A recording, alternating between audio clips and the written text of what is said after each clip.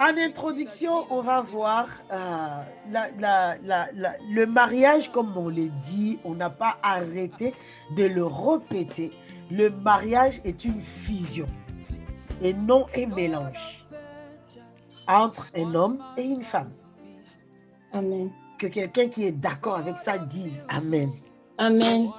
Le mariage est une fusion. Amen. C'est vrai que on est en train d'élaborer, on est en train de parler de la communication pour devenir un dans le mariage, mais sachez que n'importe quelle relation avec quelqu'un d'autre, le but reste le même en fait.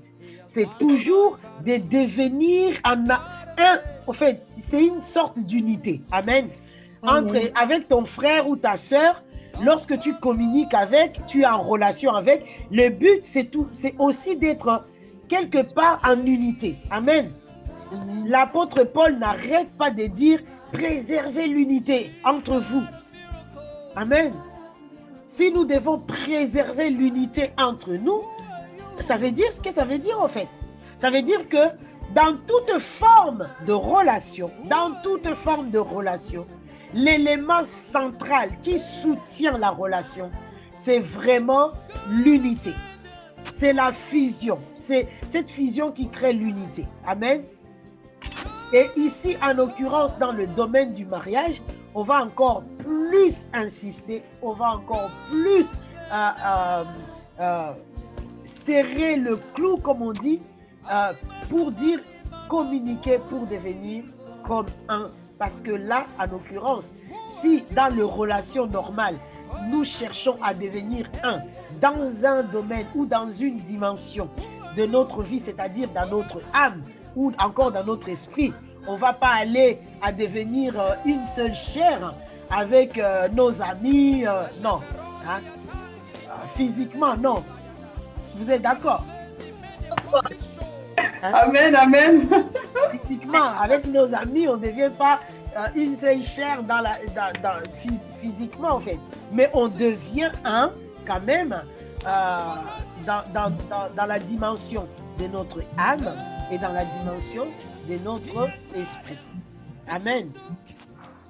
Amen. Alors, amen.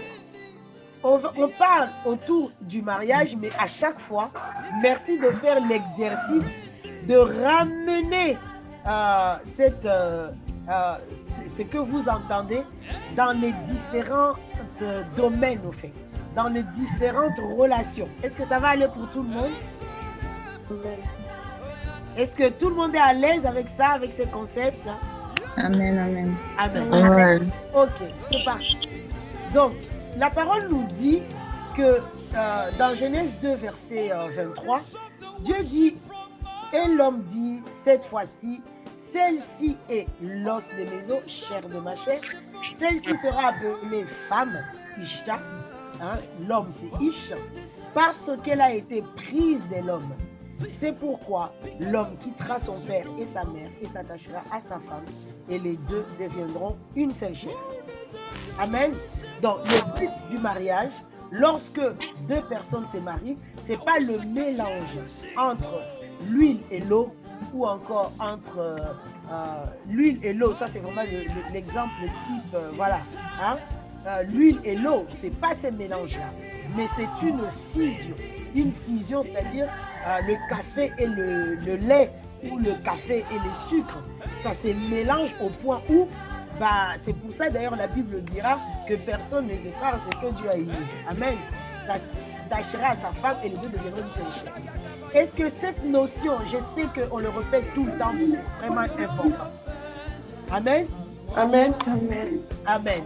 Donc, on parle du mariage. On parle de mariage si et seulement si la fusion ou encore l'unité est fonctionnelle dans la relation. La fusion, ça veut dire que vous deux, vous êtes devenus café au lait.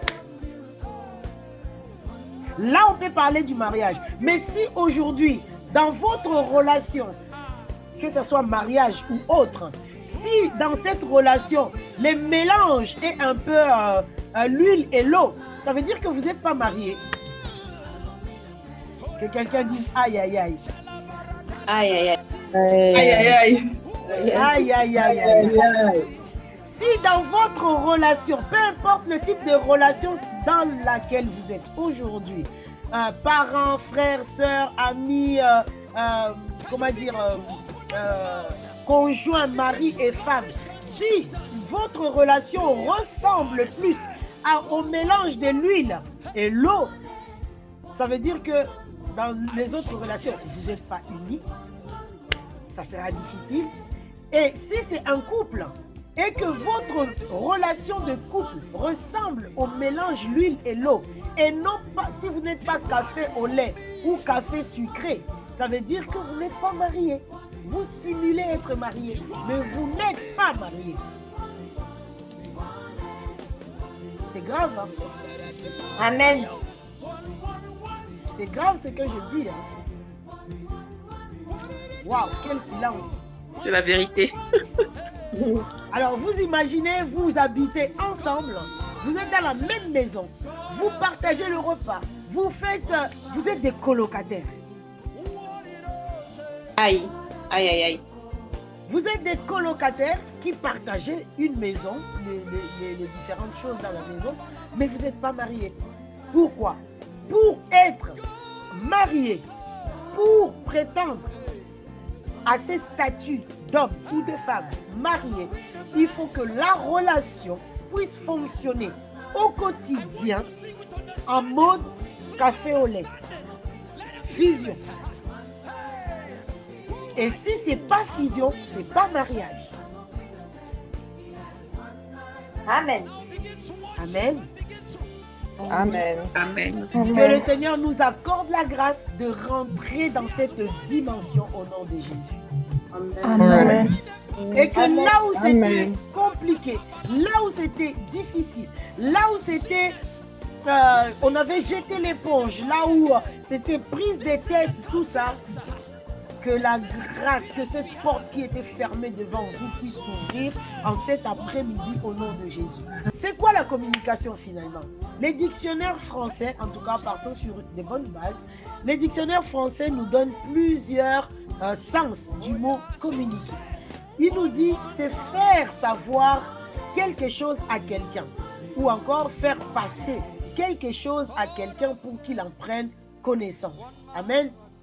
Il donne un autre sens, faire partager à quelqu'un un sentiment. Quand j'ai demandé tout à l'heure en commençant, pour vous, c'est quoi la communication? C'est un peu la réponse qu'on a entendue. C'est parler, c'est échanger, c'est voilà. On va vraiment dans ces sens-là. Partager à quelqu'un un sentiment, un état, un savoir, une qualité. Amen.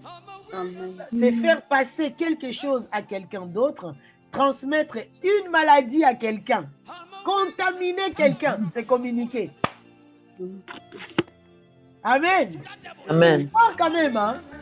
Amen. Est-ce que vous voyez les virus qui se baladent dans l'air? Est-ce que vous voyez les bactéries qui se baladent dans l'air? Non. Mais vous pouvez les communiquer à quelqu'un. Amen. Amen. Être en relation avec quelqu'un, c'est-à-dire elle communique souvent avec ses amis, tout ça. Donc la communication, ce n'est pas l'apanage du couple marié. La communication, c'est fait à chaque niveau de relation qu'on a avec n'importe qui. Amen. Mais on va vraiment insister d'abord par rapport au couple.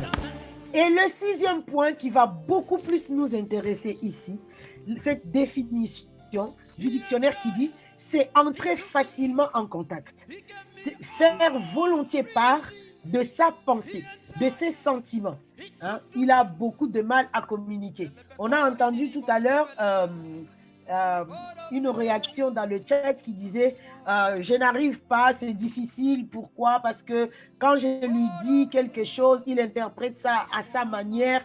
Ça veut dire qu'au niveau de ces points-là, entrer en contact ou faire volontiers part de sa pensée, de ses sentiments, c'est compliqué. Amen. Et donc, si on n'arrive pas à faire passer sa pensée ou encore ses sentiments à l'autre, ou que l'autre le comprenne, je ne sais pas, bizarrement, c'est là que c'est vraiment la communication et c'est là où il y a le problème.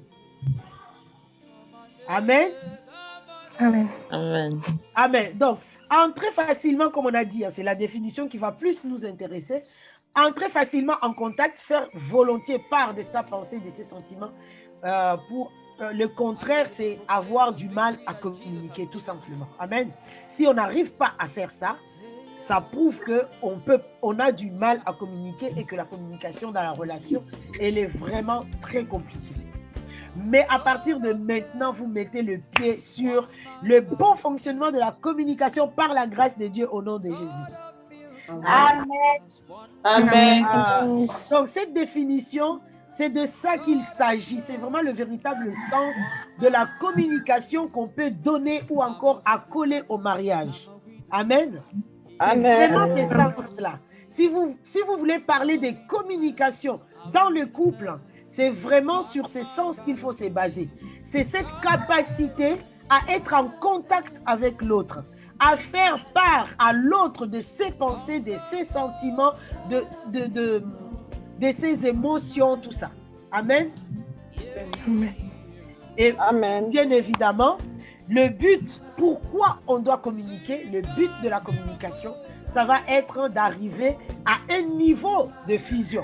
Parce que si on fait part à l'autre de ses sentiments, de ses pensées, de ses émotions, de ses peurs, de ses angoisses, de ses perceptions, de ce que la personne voit, si on fait part, et que l'autre fait la même chose vis-à-vis de nous, ce qui est en train de se passer, c'est qu'on va arriver à fusionner, à devenir un.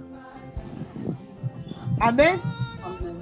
Et l'unité est la base et le fondement ou encore la colonne vertébrale du couple.